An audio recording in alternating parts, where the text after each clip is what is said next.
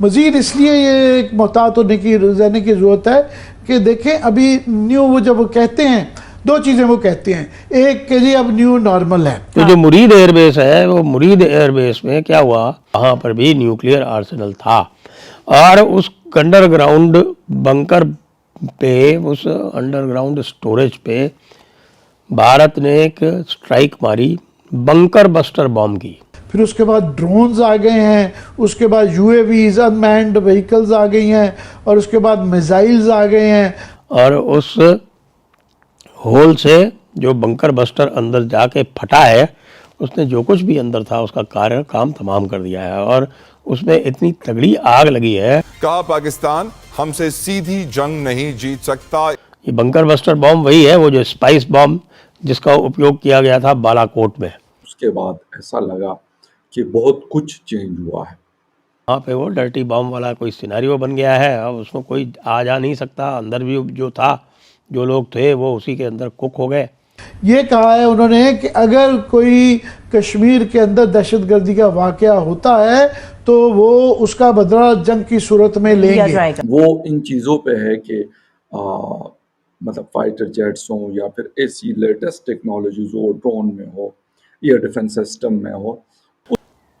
सबसे अधिक जो मैं इस समय क्रेडिट दूंगा वो दूंगा भारत की मिलिट्री इंटेलिजेंस को, क्योंकि उन्होंने ऐसे ऐसे पिन पॉइंट करके। नमस्ते दोस्तों, जय हिंद। हिंदुस्तान स्पेशल में आपका स्वागत है। दोस्तों, भारत पाकिस्तान के बीच तनाव बना हुआ है। हालांकि पाकिस्तानी प्राइम मिनिस्टर शहबाज शरीफ का बयान सामने आया कि उनका देश भारत से बात करने के लिए तैयार है।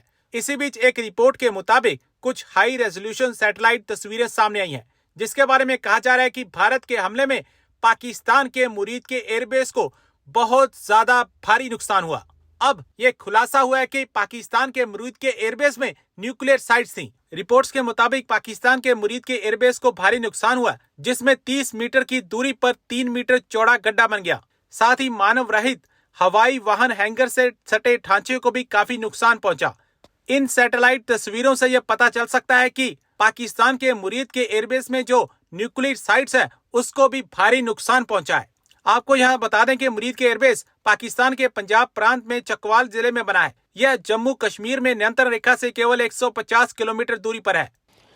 मुरीद में भी मुरीद एयरबेस, मुरीद नाम है इसका, जगह का नाम है शोरकोट।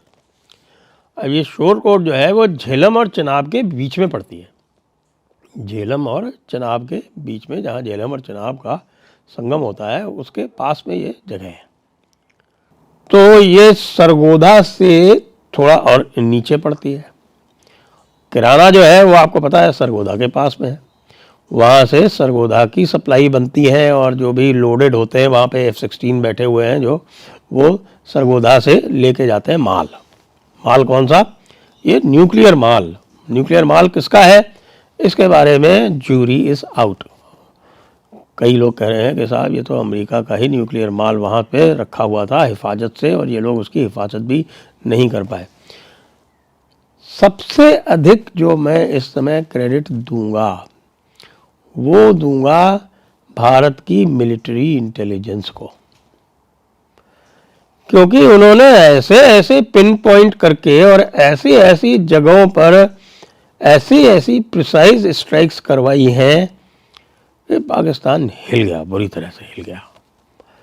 उसको ये समझ में आ गया कि हमारा हर सीक्रेट, हमारा हर भेद, हमारा हर कमांड सेंटर, हमारे हर कमांड सेंटर के अंदर बैठा हुआ व्यक्ति, ये सब भारत को पता है। तो जो मुरीद एयरबेस है, वो मुरीद एयरबेस में क्या हुआ कि वहाँ पर वो पूरा एक एयरबेस है। अब उस एयरबेस के अंदर एक और डबल फेंसिंग वाला एक एरिया है और उस डबल फेंसिंग वाले एरिया में अंडरग्राउंड कुछ रखा हुआ था। जी हाँ, वो अंडरग्राउंड बंकर्स हैं। उन अंडरग्राउंड बंकर्स में कुछ सामान, बहुत अच्छा सामान, क्या सामान हो सकता है, इसके लिए आप अपने कल्पना के घोड़े दौड़ा सकते हैं कि किस प्रकार का सामान वहाँ पर हो सकता है।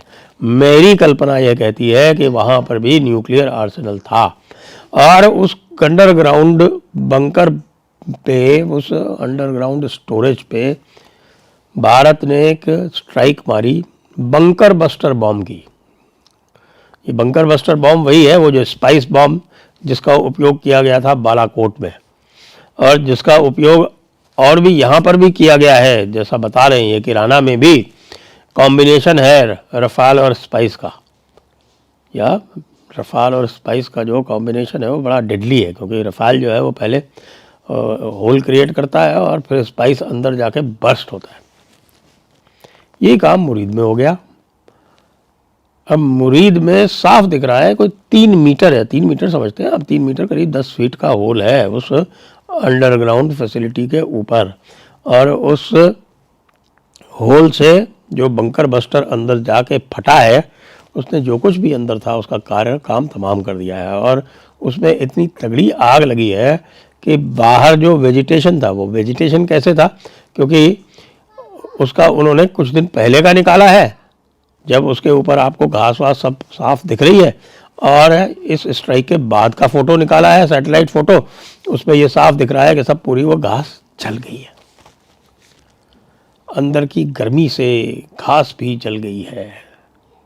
तो अंदर कौन था, अंदर क्या था, अंदर कितने लोग थे, भाई बड़ा बुरा हुआ पाकिस्तान के साथ में।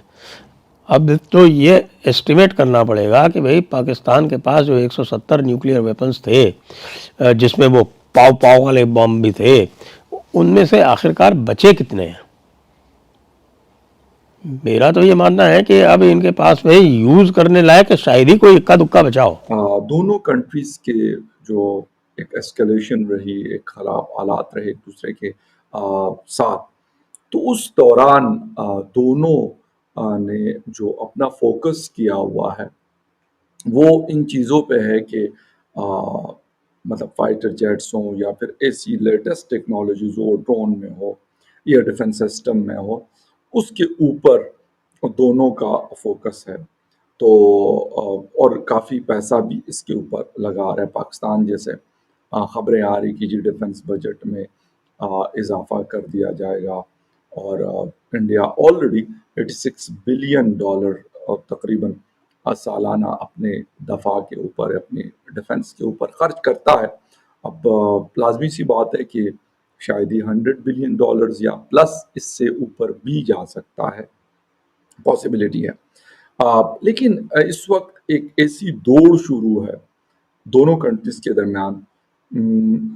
इंडिया नॉर्मली वेस्टर्न टेक्नोलॉजी या रशियन टेक्नोलॉजीज के ऊपर उनका फोकस है, और मैं भी थोड़ी देर पहले पढ़ रहा था कि जो इंडियन डिफेंस मिनिस्टर है राजनाथ सिंह साहब, उन्होंने मुल्क में लेटेस्ट जो स्टेल्थ फाइटर जेट्स हैं उसके बनाने का जो प्रोग्राम है उसकी मंजूरी दी है।